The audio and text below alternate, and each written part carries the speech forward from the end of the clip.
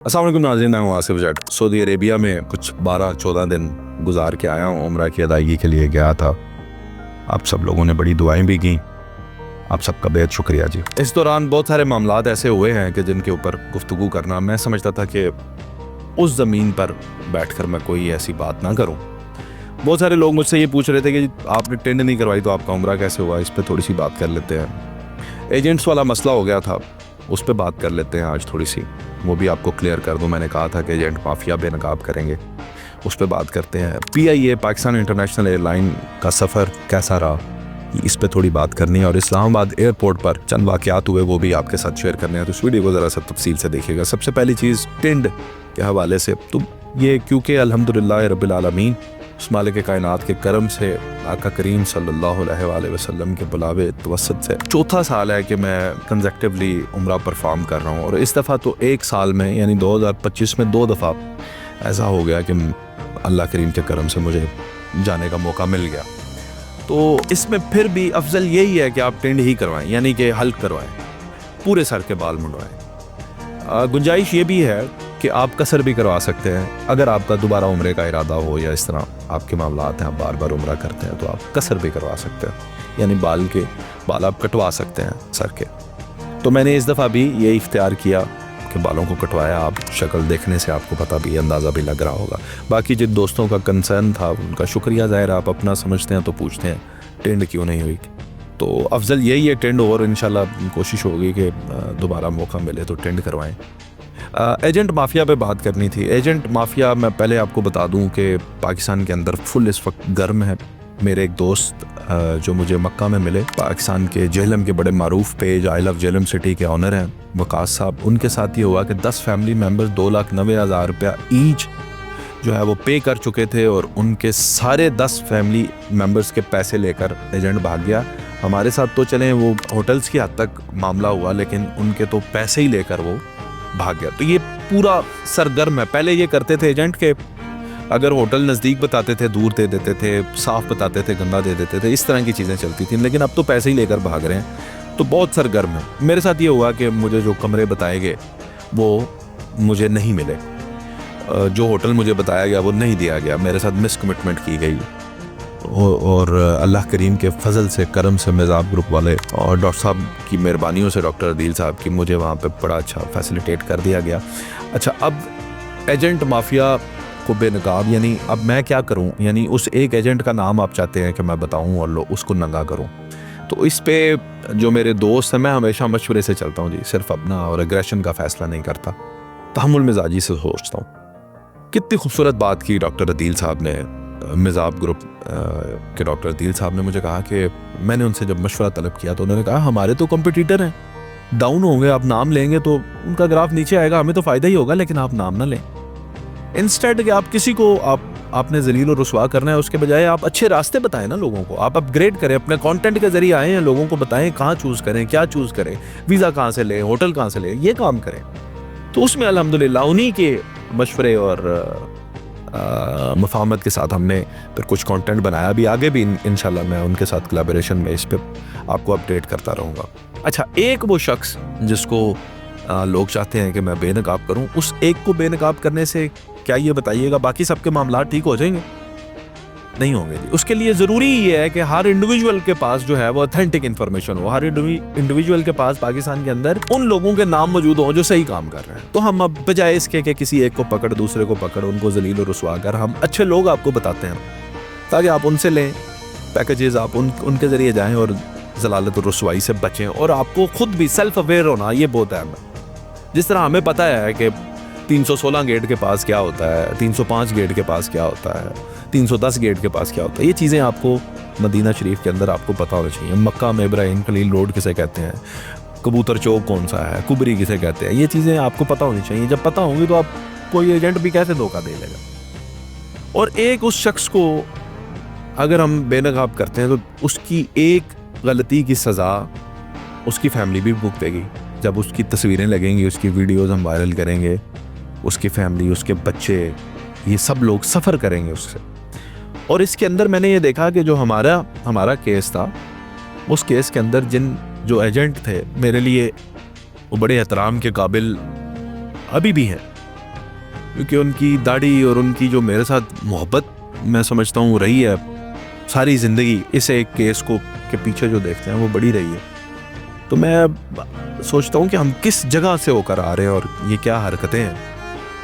उनके अपने साथ भी फ्रॉड ही हुआ है और हक्का सच्चा हुआ है। यानी उन्होंने वो पैसे जेन्युइनली किसी शख्स को, किसी एजेंट को मदीना में ट्रांसफ़र किए और वो लेकर उनके पैसे भागा। तो और उसके बावजूद भी उन्होंने पैसे जो हैं मुझे मदीना में भिजवाए।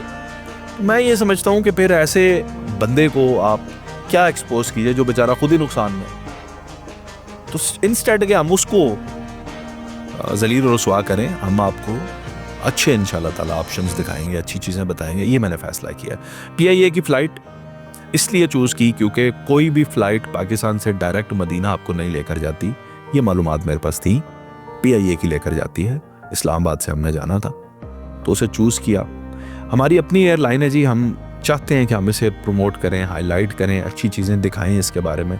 लेकिन अनफॉर्चुनेटली अगर वो अच्छे इतने ही हो तो उन्होंने तो अब ये स्पीकर पे अनाउंसमेंट करनी शुरू कर दी है कि PIA की एयरलाइंस के अंदर आप कैमरा नहीं इस्तेमाल कर सकते, आप तस्वीर नहीं बना सकते। उन्हें पता है ज़ाहिर कमियाँ हमारे अंदर। हम तो चाहते हैं कि हम हाईलाइट करें, लेकिन वही आज भी 2007 में मैंने पहली दफ़ा सफ़र किया था, आखिरी सफ़र 2025 में किया है जी। 26 में अभी वापस भी हैर आया हूँ इस पर। 2026 में आखिरी सफ़र किया। इतने सालों में PIA में मैंने खतर खा बेहतरी नहीं देखी जी। अब भी फ़्लाइट्स डिले होती हैं जी, आखिरी वक्त में भी फ़्लाइट्स डिले हो जाती हैं। आप घर से निकल चुके हैं, अब आप सोचिएगा कि मक्का और मदीना के अंदर मामलात इस तरह से होते हैं कि आपके पास 2 बजे चेकआउट का टाइम होता है। जब आपको होटल से निकाल दिया गया है या आपने चेकआउट कर लिया है, उसके बाद अब आपके पास कोई रिहाइश नहीं है वहाँ पे, और आप एयरपोर्ट पे चलेंगे और आपको कोई कह दे कि आप एक दिन बाद आएँ, बच्चों को लेकर किधर जाएंगे भाई? ये PIA वालों से सवाल है मेरा। दूसरी चीज़, पूरी दुनिया में मैंने जो थोड़ा बहुत सफ़र किया है फ़्लाइट्स का, दूसरी एयरलाइंस में मैंने एक चीज़ नोटिस की है कि स्टॉलर बच्चों का जो होता है, जिसमें बच्चे को डालकर आप कैरी करते हैं, उसका मकसद सिर्फ इतना होता है कि आपके पास कोई ऐसा इन्फेंट है, ऐसा कोई चाइल्ड है जो चल नहीं सकता, आप उसे उठाते हैं। तो इस बजाय इसके आप उठाएं, आप वॉकर में, स्टॉलर में आप उसे डालें, ले जाए। अच्छा, स्टॉलर में जब आप उसे डालकर ले जाते हैं तो बिल्कुल जहाज़ में एंटर होने से पहले आपसे स्टॉलर ले लिया जाता है, बिल्कुल जहाज़ में उतरने का फ़ौरन आपको स्टॉलर दे दिया जाता है। ये उसका तरीका कार है। यहाँ पे मैंने ये देखा कि वो स्टॉलर को जहाज़ में एंटर होने से पहले लेते ज़रूर हैं, लेकिन देते कब हैं? जब आपका पूरे का पूरा सामान आ गया, उसके भी आधे घंटे बाद आपका स्टॉलर जो है वो आएगा। तो यानी आप पूरा इमिग्रेशन का प्रोसेस, पूरा सामान उठाने का प्रोसेस उस बच्चे को उठा के रखें। खुदारा अपने सिस्टम को अपडेट करें। आ जाएं अब, मैं इससे ज़्यादा वो खाने पे बात, सीटिंग कैपेसिटी पे बात, ये सब हम सबको पता है, अब इस पे क्या बात करनी है। इस्लामाबाद एयरपोर्ट की बात करते हैं। जाते वक्त भी मैं इस्लामाबाद एयरपोर्ट से गया, आते वक्त भी अमला अच्छा है, लोग अच्छे हैं, चीज़ें बेहतर हैं, लेकिन कुछ प्रॉब्लम्स जो हैं वो वहाँ पर मौजूद हैं। वो ये है कि अगर 5-6 फ़्लाइट्स बैक वक्त उतर आई हैं ना इस्लामाबाद एयरपोर्ट पर, तो फिर बस आप, मेरा सवाल है ये मोहसिन नकवी साहब से भी कि हमारे पास इस्लामाबाद एयरपोर्ट पर इमिग्रेशन काउंटर कितने हैं? ये तो बराए करम ज़रा लोगों को वाज़े करेंगे। हमारे पास इतने इमिग्रेशन काउंटर हैं, बैक वक्त हम कितने लोगों की इमिग्रेशन कर सकते हैं? टाइम कितना लगेगा? हमारे केस में ये हुआ जी कि कोई आप बिज़नेस क्लास पे आ रहे हैं, ये इससे क्या फ़र्क पड़ता है, इमिग्रेशन तो सेम जगह से होनी है आपकी। हमारे केस में ये हुआ कि 2-3 फ़्लाइट्स इकट्ठी आ गई। अब वहाँ पे इमिग्रेशन काउंटर के ऊपर पहुँचते पहुँचते हमें तकरीबन 1.25 घंटा 1.5 घंटा लग गया, सिर्फ इमिग्रेशन काउंटर पे पहुँचते हुए। 2 हमारे पास बच्चे हैं, हमने उठाए हुए, एक हैंड कैरी। अब आहिस्ता आहिस्ता आहिस्ता आहिस्ता आहिस्ता आहिस्ता हम रेंगते उन तक 1.5 घंटे बाद जब हम वहाँ से क्लियर हुए तो अब हमें यकीन था कि क्योंकि इतनी देर इधर ही लग गई, अब सामान तो उधर रोल रहा होगा, जाते हैं उठाते हैं और चलते हैं। जब हम नीचे गए तो पता चला अभी तो सामान उन्होंने रखा ही नहीं। 2 घंटे सामान रिसीव करने वाली बेल्ट पे PIA के जहाज की सामान ही नहीं आया। 2 घंटे बाद वहाँ पे सामान आया, हमने सामान रिसीव किया।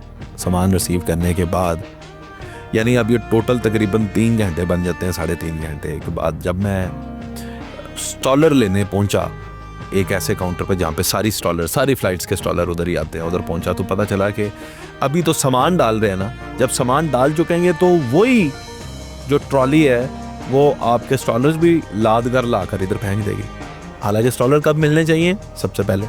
ये कोई सूरत हाल है वहाँ पे। क्या मैं इस पर तबसरा करूँ? लोगों को हम ऑफलोड तो इस तरह करते हैं जैसे हम अमेरिका है, हमारा निज़ाम इतना सख्त है, लेकिन हमारे पास अमला और उनके प्रोफेशनल होने में मैं समझता हूँ शदीद अभी कमी है। लोगों के लिए सिस्टम बनाए जाते हैं ताकि लोगों को फैसिलिटेट किया जाए। हमारे पास सिस्टम है ताकि लोगों को जलील किया जाए।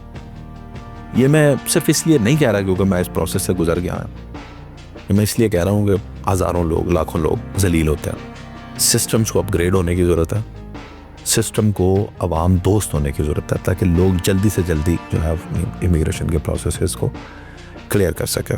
ये सारी अपडेट्स थी। इंशाअल्लाह ताला कल से रेगुलर व्लॉग्स के साथ आपकी खिदमत में हाजिर होते हैं।